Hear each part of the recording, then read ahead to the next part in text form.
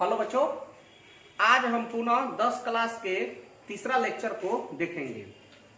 आज हमारा टॉपिक है रक्तचाप।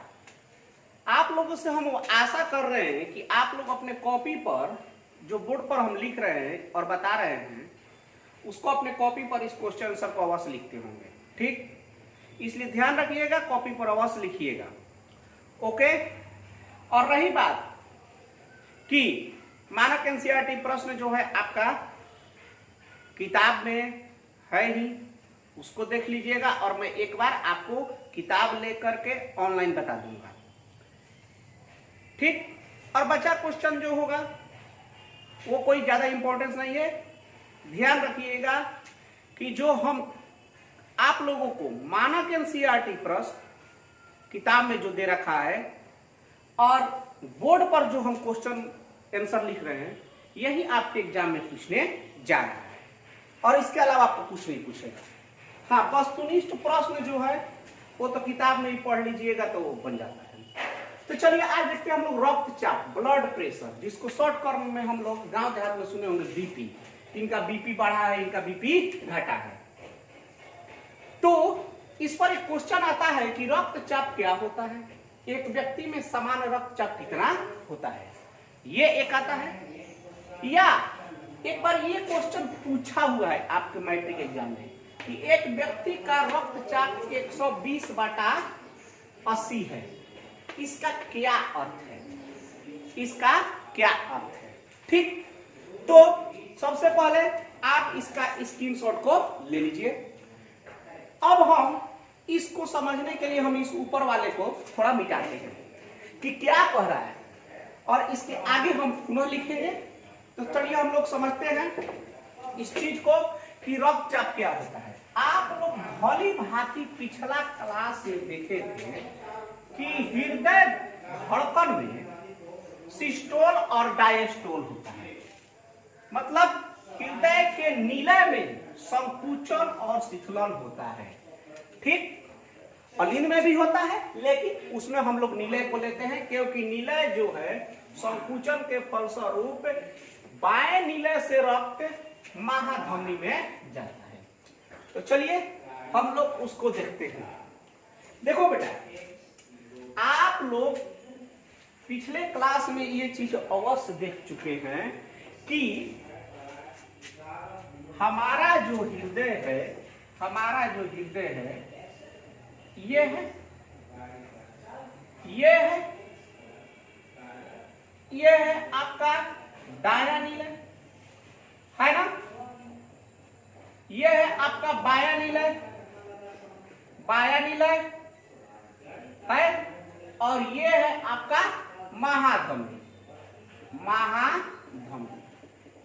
तो यहां पर समझिएगा, जो बायां निलय से महाधमनी निकलती है, ये हमारे शरीर में 3 भागों में बढ़ती है। एक भाग बाएं तरफ जाता है शरीर के, एक भाग दाएं तरफ जाता है शरीर के, और एक भाग चला जाता है हमारे शरीर के ऊपर।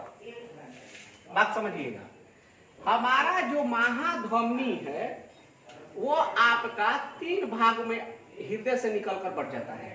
एक शरीर के बाएं, एक शरीर के दाएं और एक शरीर के ऊपर चला जाता है। तो जब आप पढ़े होंगे कि महानिलय में संकुचन होगा, तो संकुचन होगा तो उसको क्या कहते हैं, सिस्टोल कहते हैं ना, सिस्टोल। तो बताइए कि जब संकुचन होगा तो इसमें जो रक्त है एक दाब के साथ प्रवेश करेगा महाधमनी में, करेगा ना। अगर एक पाइप में पानी भरा हुआ है, उसको दाबिएगा तो खुद से पानी बाहर उधर फेंकता है, क्योंकि यहां से दाब लगता है, वो दाब आगे की ओर बढ़ते हुए चला जाता है। आप भली भांति बचपन में भी किए होंगे, देखोगे। तो इस महाधमनी में एक दाब से रक्त बहता है। अब ये बताइए, रक्त जो है शरीर के बाएं और दाएं में ऊपर में जा रहा है, तो जब दाब लगेगा तो क्या कहलाएगा, इस संकुचित दाब। और संकुचन को क्या कहते हैं, सिस्टोल कहते हैं। यानी कि कौन सा दाब होगा, सिस्टोलिक दाब होगा। कौन सा दाब उत्पन्न होगा, सिस्टोलिक दाब। तो बताइए जब दाब लगेगा तो ये आपका रक्त जाएगा एक दाब से, तो सिस्टोलिक दाब होता है सामान्य होता है 120 mm ऑफ Hg। आप लोगों ने देखा होगा बीपी मापने वाला मशीन, ये बताता है कि जब निलय में दाब लगता है तो इस धमनी में आर्टरी में ये रक्त दाब लगाएगा, जब चलेगा तो इस पर दाब लगाएगा। अरे एक पाइप में पानी जा रहा है तो उस पर दाब लगता है, एक कढ़ाई में पानी जा रहा है तो पानी का क्या लगता है, दाब लगता है। तो जब ये संकुचित होगा तो रक्त की नली पर रक्त दाब लगाएगा, इसी दाब को कहते हैं सिस्टोलिक दाब। कब? जब निलय में संकुचन होता है तो।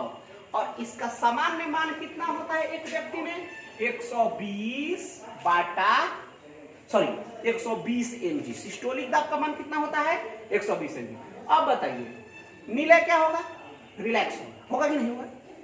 निलय अब शिथिल होगा, तो शिथिल हो जाएगा तो क्या सब रक्त खत्म हो जाएगा? नहीं, रक्त कुछ इसमें तो रहेगा ही, रक्त तो रहेगा ही। तो जितना देर मान लीजिए पाइप में पानी भरल है, पानी लंबा भरल है, इधर से पानी का प्रेशर नहीं दिया गया है, तो क्या पानी जो है पाइप में प्रेशर नहीं लगा रहा है? लगा रहा है कि नहीं लगा रहा है? तो उस समय जब निलय क्या होगा? शिथिल होगा, तो उस को क्या कहते हैं? डायस्टोल कहते हैं कि नहीं कहते हैं? डायस्टोल। तो उस समय जब निलय शिथिल होगा तो रक्त है तो उस समय क्या होगा? कुछ कम दाब होगा। क्यों कम दाब होगा? क्योंकि केवल रक्त यहाँ पर उपस्थित है, एक दाब से वो प्रवाहित नहीं हो रहा है। तो जब डायस्टोल दाब होगा तो इसका सामान्य मान कितना होगा? 80 mm ऑफ Hg। कहने का अर्थ यह है कि सिस्टोल के दौरान बाह्य निलय, डायस्टोल के दौरान बाह्य निलय के संकुचन और शिथिलन के दौरान रक्त की नलियों में जो दाब रहती है, रक्त का दाब उसके वाल पर, इस रक्त नली के वाल पर रक्त का दाब, इसी दाब को हम लोग क्या कहते हैं रे बउआ? इसी दाब को हम लोग कहते हैं ब्लड प्रेशर। क्या कहते हैं? ब्लड प्रेशर, अर्थात रक्त चाप के नाम से जानते हैं। देखो कि महाधमनी, अरोटा और उनकी मुख्य धमनियों में रक्त का प्रवाह एक दाब के साथ होता है। रक्त के इस दाब को ब्लड प्रेशर कहते हैं। बताओ तो इसमें जा रहा है कि नहीं? एक व्यक्ति का समान रक्त दाब सिस्टोलिक दाब, मतलब कि जब निलय क्या हो रहा है? संकुचित। डायस्टोलिक दाब जब निलय क्या हो रहा है? रिलैक्सेशन। तो उस समय दाब दोनों का क्या कितना होता है? तो समान दाब कितना होता है? 120/80 mm ऑफ Hg। इसका मतलब क्या हुआ? तो मतलब हुआ वही क्वेश्चन था, एक व्यक्ति का रक्त जब 120/80 है तो इसका मतलब क्या हुआ? तो मतलब जो है इसका क्या हुआ?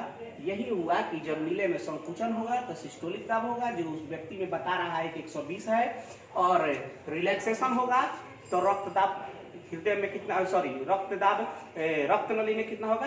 80 mm ऑफ Hg, जो इसको बता रहे हैं। तो चलिए इसके बाद से हम लोग क्या करेंगे? लिखेंगे। इसके बाद पूरा लिखेंगे। आप लोग पिछले में लिख लिए, यहाँ पर लिख लिए, फिर इसके बाद में हम लोग लिखते हैं। तो चलिए हम देखते हैं आगे।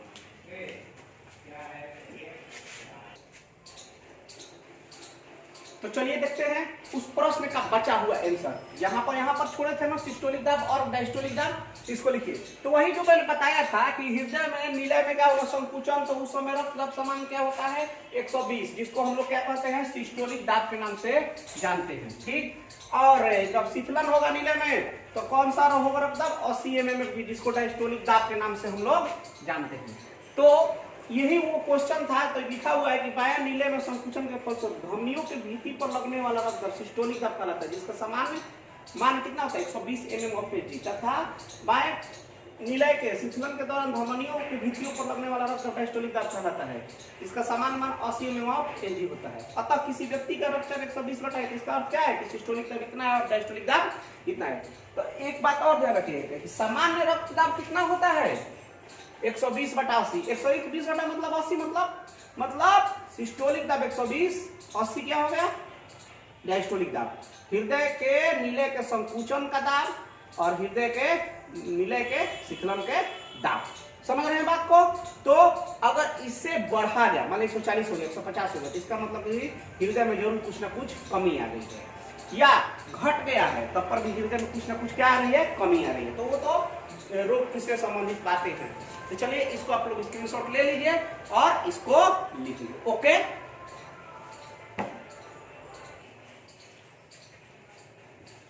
देखो बच्चों, आपका समाप्त हो चुका है लगभग किसका, मानव में परिवहन। रक्तदाब मापने वाले यंत्र का नाम बताए, स्फिगोमैनोमीटर। याद रख लेना, जो हम जाते हैं ना तो यहाँ पर लोग नापते हैं आपके बाएं या दाएं हाथ में, क्योंकि हार्ट का लेवल क्या होता है, समान होता है। अब हम लोग को पढ़ना है पेड़ पौधों में परिवहन। तो हम लोग खूब वाकिफ हैं अपने पेड़ पौधे से, बड़ा छोटा जो भी हो। तो पेड़ पौधों में आप लोग 9th क्लास में पढ़े थे उत्तक पाठ। उत्तक पाठ में आप लोगों ने पढ़ा होगा जाइलम उत्तक और फ्लोएम उत्तक। तो पेड़ पौधों में परिवहन का कार्य कौन करेगा, जाइलम और फ्लोएम उत्तक द्वारा होता है। तो इसको आप ध्यान रख लीजिए कि जाइलम और फ्लोएम उत्तक द्वारा होता है। और इससे संबंधित प्रश्न आता है कि जाइलम और फ्लोएम में अंतर स्पष्ट करें, ठीक। और फिर उसके बाद कुछ और क्वेश्चन रहता है। तो देखिए मैं एक काम कर रहा हूँ, बोर्ड पर लिख रहा हूँ, टाइम भी लग रहा है, मुझे थोड़ा सा टाइम लग रहा है, आप लोग तो स्क्रीनशॉट ले रहे हैं और बहुत ज्यादा गर्मी भी है। ओके, तो इसलिए मैं क्या कर रहा हूँ कि आपका जो वीडियो चल रहा है चलता रहेगा, मैं जिस एक कॉपी पर या पेज पर लिखा हुआ है मैं डायरेक्ट आपको उस पेज से वीडियो बना दे रहा हूँ, आप लोग उसको लिख लीजिएगा। समझ रहे हैं बात ना आप लोग, और मैं उसको क्या करूंगा, समझा दूंगा। तो आज आप लिख लीजिएगा और अगले क्लास में हम क्या करेंगे, आपको समझा देंगे। तो हम अभी आप लोगों को हम डायरेक्ट कॉपी पर लाइटेड कर देते हैं, जिससे वो आपको दिखाई दे देगा। ओके, समझ रहे हैं बात? तो चलिए देखिए एक क्वेश्चन दिख गया, दिख गया ना, लिख लीजिएगा। आइए फिर एक बार आपको आगे देखते हैं, आगे पलटते हैं। सॉरी, दिख गया? कोई दिक्कत नहीं होना चाहिए। चलिए इधर पलट देते हैं और ये लिख लिए, हो गया ना ऊपर में। अब देखिए इस प्रकार से आपका पाठ क्या हो गया, समाप्त हो गया है। और समाप्त हो गया है, अब ये जो अभी हमने आपको जो कॉपी वाला दिखाया, आप लोग ऐसा कीजिएगा कि इसको पहले लिख लीजिए, हम क्या करेंगे इसको समझा देंगे। ओके, आज यहीं तक बेटा, और फिर हम अगला दिन चालू करेंगे किसका, मानक एनसीईआरटी प्रश्न किताब देखेंगे। मानक एनसीईआरटी किसका प्रश्न देखेंगे, तो परिवहन पाठ का। ओके, समझ गए? काफी है, फिर उसके बाद उत्सर्जन चैप्टर चालू करेंगे। Okay, bye.